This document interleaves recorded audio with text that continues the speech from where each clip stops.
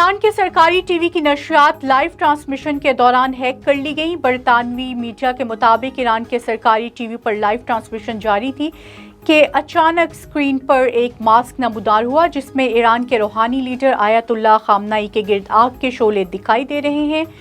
तस्वीर के साथ जारी एक कैप्शन पर दर्ज था, उठें और हमारा साथ दें, जबकि एक कैप्शन पर लिखा था, आपके हाथ हमारे नौजवानों के खून से रंगे हैं। रूसी सदर व्लादिमीर पुतिन ने क्राइमिया को रूस से मिलाने वाले वाहिद पुल पर धमाके को दहशतगर्दी करार दे दिया। अपने एक बयान में रूसी सदर पुतिन ने कहा कि क्राइमिया को रूस से मिलाने वाले पुल पर धमाके की मंसूबासाजी और मुआवनत यूक्रेनी खुफिया एजेंसियों ने की है। उन्होंने कहा कि इसमें कोई शक नहीं, ये दहशतगर्दी की कार्रवाई है जिसका मकसद इंतहाई अहम इंफ्रास्ट्रक्चर को तबाह करना था।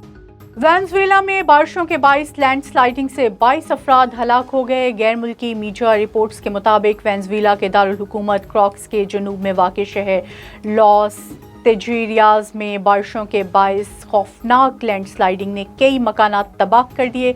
रिपोर्ट्स के मुताबिक लैंड स्लाइडिंग के बाइस कम अज़ कम 22 अफराद हलाक हो गए, जबकि 5 लापता हैं।